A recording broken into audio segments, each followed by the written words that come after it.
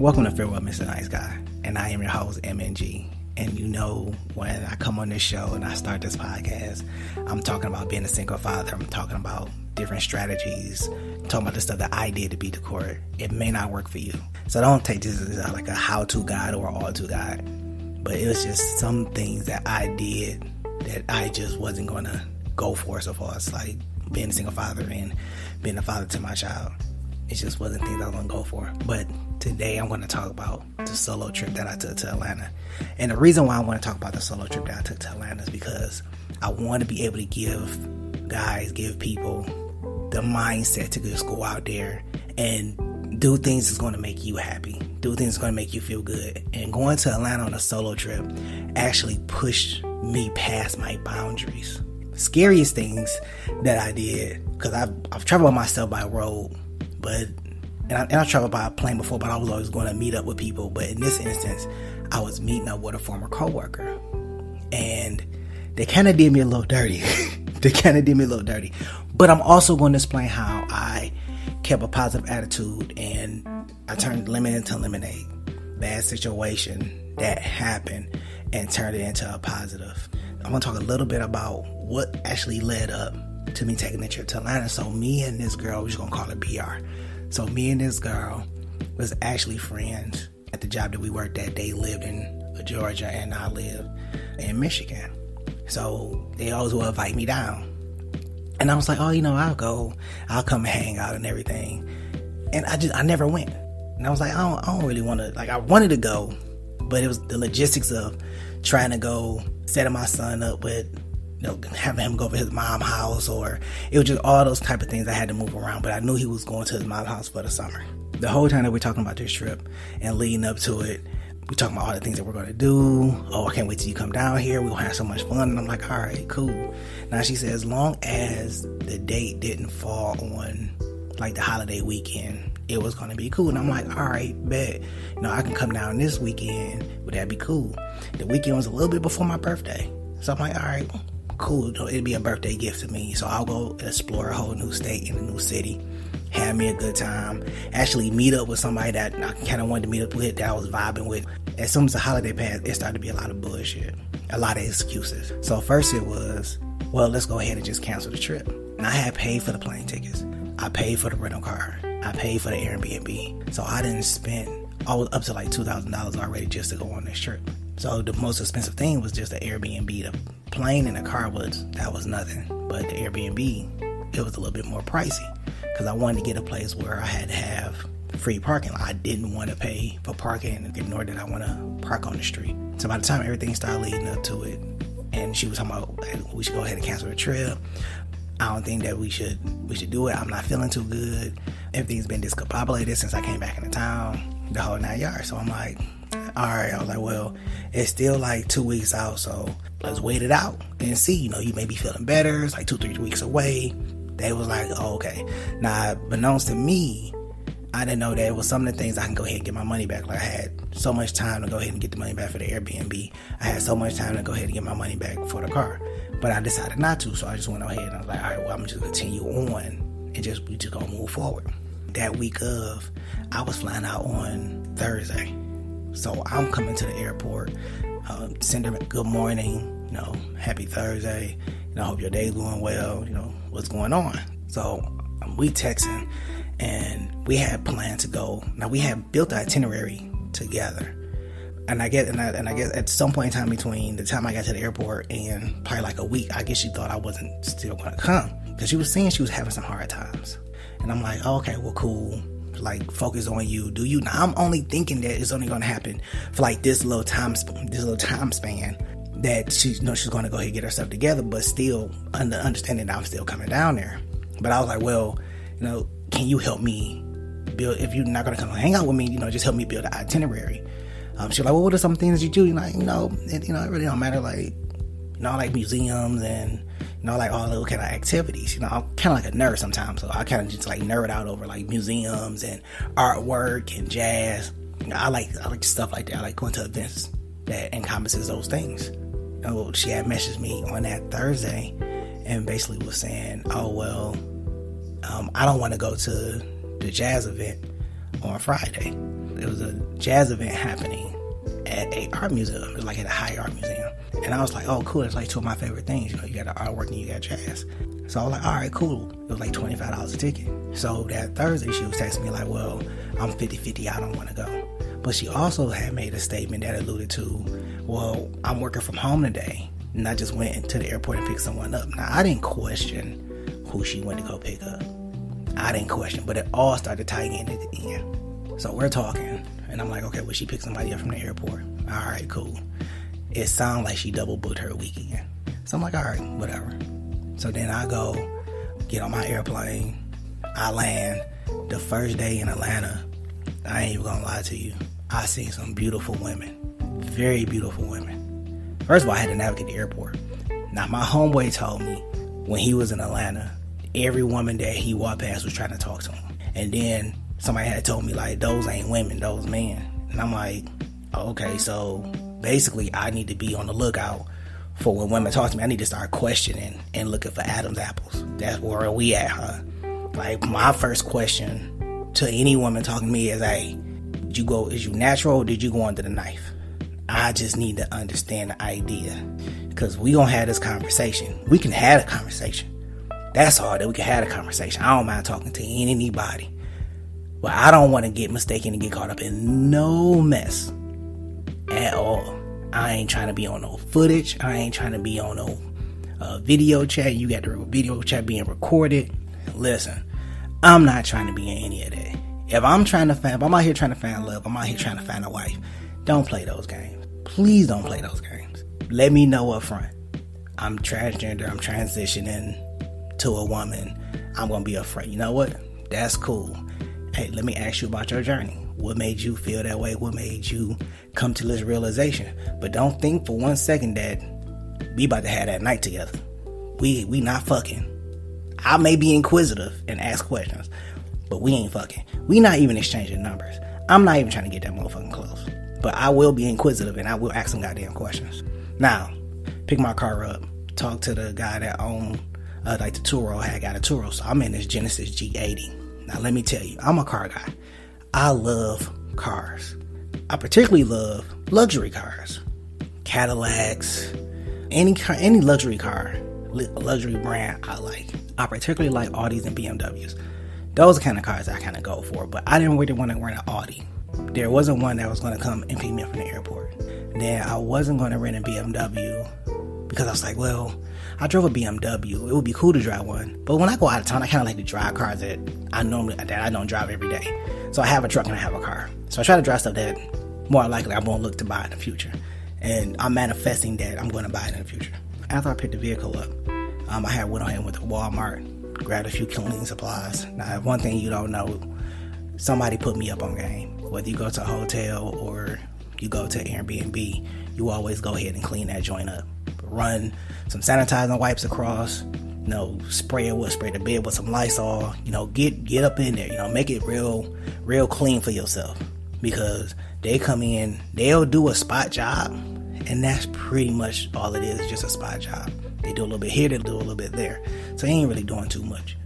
Now, get to the Airbnb, I clean up, I sat there for a minute, and I was kind of like, man, I had like a little itinerary for Thursday.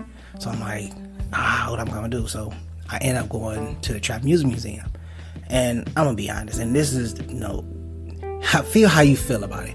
I don't think it was worth the $30 that I paid. Because I literally walked in and walked back out. Like, I did about 2 turns, and then I walked back out. I did like a 360 and just kind of walked back out. Now, I took a lot of pictures. Don't get me wrong. I took a lot of pictures. I personally don't think that it was worth like $30. I like the memorabilia that's in there, everything that they have, but $30 is a little steep. But I'm not the one to judge. It's not my business. I rode past one day on Saturday, and there was a line right around the block. Now, when I went, it was a short line. But I went over there, I did that. So Thursday was pretty much all on me. I had a good time by myself. Did a lot of things that if I would have went with somebody else, they probably would have been complaining, and I don't want to hear all that. Like, I just want to have a good time sometimes. So Thursday, in the books. Friday come around. Now I go out Friday, I go to the aquarium, I go to the Museum of Illusions, I did all of that. Had a great time. I mean, had a great time. The people down there, like the workers, they was real cool. They was helping take the pictures. Like, they was real friendly. They even laughed at a few of my jokes. I can listen. If you laugh at my jokes, you a real one. You a real one if you laugh at my jokes. Like, I tell some good jokes, but all my jokes ain't funny. All my jokes ain't funny. They was just laughing at me, and I'm looking like I don't know if we're laughing together or you just laughing at me. But whatever the case is, I'm having a good time. Like, at that point, that's all that I'm just having a good time. Like, we're good. So I leave there, and I haven't heard from BR. I haven't heard from her, like, all day. I haven't heard from her. I go back to the Airbnb. So I'm sitting there, I'm like, okay, well, I got a few hours before this event starts. The event started at like 6:30. But I know they did tours between 6:30 and 7. So I'm like, okay, I want to do the tour of the art museum. And the art museum was like 5 floors. So I'm sitting on a patio, because my Airbnb had a patio. So I'm sitting on the patio and I'm chilling. I'm like, all right, man, this is cool. This is nice. And let me tell you, it was some dark clouds creeping in that day. And I'm like, this ain't right. These clouds, it looked like it was a premier thunderstorm about to happen. Like, it was trees all around my Airbnb, and it had a lot of light, had a lot of windows. It was blowing. I'm like, y'all gotta be kidding me. Like, it was literally, I was shocked. I was like, damn, it like a hurricane about to happen. Like, it was raining out this world. So I'm like, all right. So then I get a text message, and she messaged me, and she like, well, I'm not gonna be able to make it. Like, I'm hanging on by a thread. I'm like super tired. I haven't really been sleeping lately. So I'm thinking to myself, I'm like, you know what? All right, that's cool. Thursday had went well. Friday had went well. So I'm like, you know what?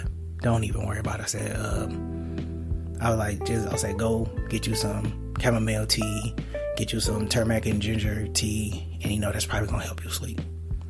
I was upset. I was mad, but I couldn't let that destroy the whole trip. I still had so much time left, and my mindset was, I can't let this one incident, or the reason I came down here, I can't let that be the reason why I can't continue on, or I don't continue on. So I'm like, all right, fuck it. So I'm sitting on a patio, and I read a text message, so I called my homegirl, and I was telling her, I'm like, man, she playing games. Like, she not even coming to hang out. Like, yesterday, Thursday, she was saying, oh, well, I paid $25, so I don't want to waste the $25, so we gonna go. Because she was saying that the event has too many people there. It'd be overcrowded. It'd just be a lot. And I understand, I ain't really a crowd person. I don't really like to do crowds. But if somebody invite me somewhere, you can bet I'm showing up, because I'm coming through for that person. That's just me. I'm coming through for that person. So if I'm invited somewhere, I'm trying to go out, have a good time. I can care less about how many people are there. I can care less about that. That's not a big deal to me. I'm going. When she had said Thursday that, oh, well, there's gonna be too many people there, I'm like, well, we can do something else. She's like, well, I don't want to do nothing else. I paid $25 for the ticket. So on Thursday, you saying you paid $25 for the ticket, but then on Friday, you turn around and you like, oh, well, damn the $25. I'm tired. I'm hanging on by a thread. I haven't really been sleeping well. Well, you could have said all that Thursday. You didn't even say that Thursday. Thursday, you was going through something. You knew you were going through a lot. You was 50-50. You didn't want to go. You didn't say nothing about you being tired or anything. You didn't say any of that. Obviously, you double booked or whatever like that. Maybe you had some dick come in and you wanted to get dick down that weekend. I don't know. But I'd rather for that person to have been real with me and upfront than to sit here and kind of lie and placate and play games like the whole weekend. I decided to get up, get dressed, because after me and my friend talked about it, she was like, well, what are you gonna do? I said, well, I'm gonna go. I'm still gonna go. I'm here. I'm having a good time. Yes, it's raining outside, but this is not about to get me down. So I go take a shower, throw my clothes on, and I head out. I'm in a fly car. I got some new clothes, new shoes. Man, I'm decked. I'm looking good. I'm about to go hang out. The ride to get there was 6 minutes. Per the GPS. Actually driving there took me 30 minutes. And I kind of laugh at that. And I kind of tell my friends the same thing. I'm like, man, the trip on the GPS was like 6 minutes. But then actually when I started driving, it took me 30 minutes to get there because there was so much traffic. So I get into the parking lot and I go up. Now, I'm from Michigan.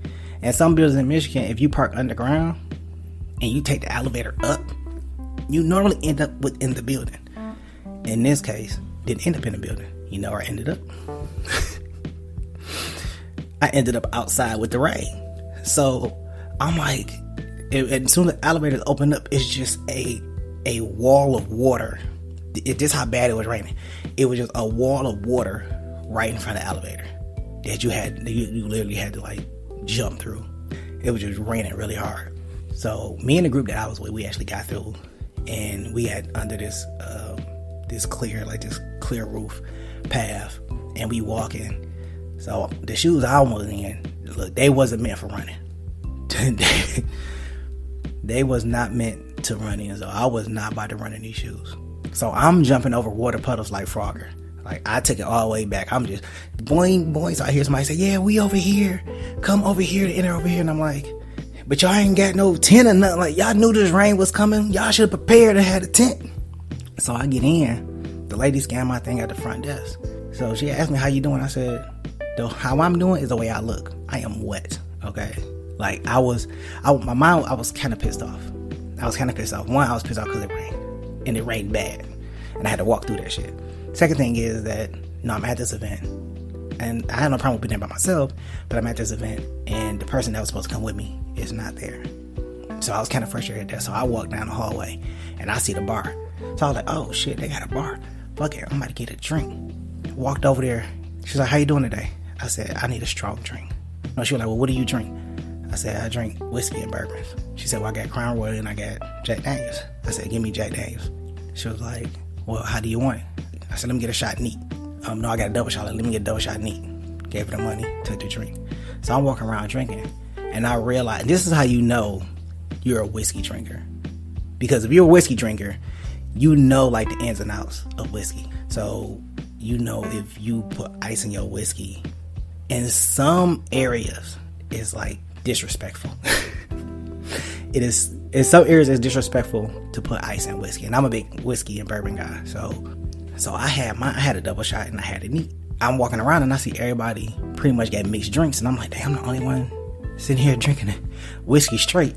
I'm like, yeah, I'm a little different. I'm in a different area. So my goal was like, okay, let me see if I can make the most of this event. So I'm sitting there drinking, walking around, looking at people. So I'm really trying to find somebody kind of like to talk to or vibe with or whatever. And I realized that we can go up. The lady at the desk said that we can go up and we go see the artwork, but you couldn't go up with a drink in your hand. So I seen some ladies walk past, and they had went up the thing, and I'm like, oh man, I'm about to go follow them. And it was cute too, so I was like, I'm about to follow them because I'm trying to follow the cute women. So I'm drinking. And it's a double shot, so I don't want to take it to the head, because if I take it to the head, I already know what's gonna happen. I'm gonna be a little wobbly. The way the ramp went, it went behind the band. So everybody's looking forward at the band. The last thing I need is to wobble on my way up this ramp. I don't want to wobble up the ramp. I don't. You know how embarrassing that would be if I'm walking up the ramp and then I kind of fall over slightly and catch myself on the banister. Then I'm like, oh my God, he drunk. So I'm like, all right, well, let me pace myself. I went ahead and finished it off. So I go up the ramp and I see him on the second floor. It has some chairs up there. And I'm like, all right, that's a cool area. So I'm like, well, they look like they deep in conversation. I'm like, let me go ahead and wait. So I'm like, let me go look at the artwork. So I go and I look at the artwork. I went to all the floors, looked at the artwork. Took a lot of pictures and videos too. A lot of pictures and videos. Loved the artwork. Artwork was freaking amazing. And then I went and I seen they had a samurai wing. Now, a lot of people don't know this about me, but I love samurai. Like the samurai movies, the samurai cartoons, even when I watch anime and they talk about and they have like the Edo era and everything where they have samurai. Like, I'm all in. That's where I live. So I necessarily gravitated. I think I spent more time in that wing than I did in any other wing. So then I doubled back and they weren't there. Obviously they wasn't going to be there, but because I took too much time looking at all the different artwork. So I go back down to the second floor and I just stand on this corner and I'm looking at the band and they playing and everything. And I'm like, all right, well, this is cool. This is a vibe. So then this young lady comes up and she stands on the side of me. So she's videotaping, and kid you not, I believe in a lot of things. Divine intervention, all that stuff, I believe in it. I had this compelling feeling a very compelling feeling to talk to her. Something was like, ask her, is this her first time here? Ask her if it's her first time here. Now, I don't know if y'all ever heard like a small voice in the back of your head that was nudging you in a particular direction. Some may say that it's their conscience. Some may say that it was God. Some may say a lot of things. But there was this strong feeling, this strong urge to talk to this young lady. So I simply asked her, I said, hey, is this your first time here? And she turned around and said, yeah, it's my first time here. I was like, all right, cool. She was like, yeah. I was like, are you a member? She said, yeah, I'm a member. She was like, you a member? I said, no, but let me be honest with you. I'm not from here. And she's like, well, I'm not from here either. So I started laughing. I was like, no, what I mean is that I'm only here for the weekend. And we started to have a conversation. And I showed her like my itinerary. I said, look, this is my itinerary that I have right here. Like, this is what I plan on doing. And we went into like a really thought-provoking conversation. Now, for a lot of people that have not talked to me, well, a lot of y'all haven't talked to me, but I love thought-provoking conversations. Like, I thrive on thought-provoking conversation. And this young lady opened up her whole weekend. We had the best time. And I am very appreciative that this young lady opened up her whole weekend to me. Very appreciative that she opened her whole weekend. So I say that to say, the whole weekend I kept a very positive attitude about BR. And so I came back to Michigan. Once I came back to Michigan, then I started to feel like a little slighted afterwards. But the whole time I was there, I was talking to a lot of my friends, and they were saying like, MG, you need to stop talking to her. She's not cool. Like, you need to leave her alone. Like, that was wrong what she did. She knew that you came down there to hang with her, and she stood you up. She stood you up, and I was like, you're absolutely right. But the bigger picture for me is if I would have never came down here, I would have never met my friend, my other friend, but other young lady. Well, I call her my friend, but I would have never met that one young lady. I would have never met her. So I was looking, so the whole weekend I was just looking at the bigger picture. Like, the bigger picture here is she convinced me to come down here, and I was able to meet a nice, beautiful young lady, and we hung out the whole weekend. Things are meant to happen the way that they're supposed to happen, and you're meant to be right where you need to be. And I happened to be there at that point in time, and I had the time of my life. So it's always good to keep a positive mindset when proceeding through uncertain times or events. I know it's hard to kind of put a positive spin on a lot of things. It's hard. But if you keep that positive mindset, I can assure you that if you keep that positive mindset, you will have great time, or your perspective on whatever is occurring is going to change how you feel on the inside about things. Even now, I haven't talked to BR that much. We probably talked, I was messaging every day, just like I would do before I went down there. Messaging every day. And then eventually I just stopped, because the following weekend, after I left, they ended up going to a planetarium event. And I'm like, well, just last week you was talking about you was hanging on by a thread and you didn't really get no sleep. Now all of a sudden you're telling me that you can go to the planetarium a week later. So you was able to get that much sleep. And it's possible. Could have went to bed early and everything. But when I was down there, for the 4 days that I was down there, I didn't see you not one time. Barely heard from you. And I'm not the one to put pressure on somebody to come around. I'm not going to put pressure on you to come around. If you don't want to come around and fuck with me, you ain't got to come around and fuck with me. That's fine. That's fair. You ain't got to fuck with me. But at least be honest about why you don't want to fuck with me. And over the last few weeks, I haven't really talked to BR. And honestly, I would say that's her fault. You can tell me I'm wrong. You can drop me a comment. You can say whatever you need. You can say that I'm wrong. But the whole trip was so me and her can hang out. It wasn't on no romantic shit or nothing like that. It was so we can hang out, because we was friends for like 7-8 months. We knew damn near everything about each other. And when it was things that I went through, she was there when we talked about it.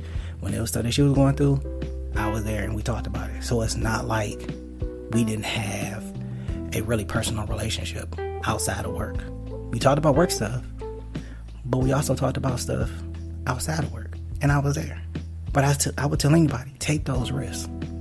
Step out there. See what happens. You really don't know. And I'm not going to say I actually know what she was going through. I knew some things she was going through. You know, she was going through a death. She said she just wasn't right ever since she had came back from like one of her trips. And I'm like, okay, cool. I get it. I understand.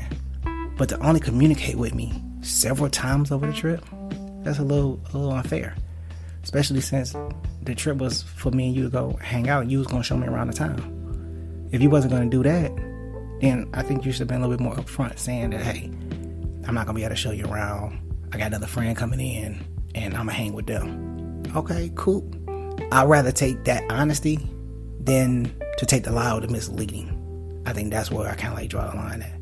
So in hindsight, I had to let BR go because it was just too much. If she messaged me, I'll respond, but I'm not going to do the messaging. So y'all can honestly say I ghost her. Y'all can honestly say I ghost her. Like I ghost her. Like fuck it, it is what it is. Like I'm not going to worry about it. We live this life the way we live it, right? We get what we put out, right? We came to this pivotal point, and I know I was going to tell you about the solo trip, so I told you about the solo trip. I told y'all the most about the solo trip and the reason why I took it. And, you know, we here. I had a great time. I plan on taking another solo trip. I don't know where I'm going to go, but I plan on taking another solo trip, enjoying myself and my time, learning more about myself, and doing the things that I want to do. You learn to realize that when you do things by yourself, you meet great people by yourself than you would when you were with somebody else. Because when you're with somebody else, you know, they have your attention, they have your time. When you're by yourself, you'll be amazed at the people that come up and have conversations with you. Until next time, don't forget to hit that subscribe button. I got some more stories for y'all. I don't know what the next story is going to be, but I got some more stories for y'all. Peace.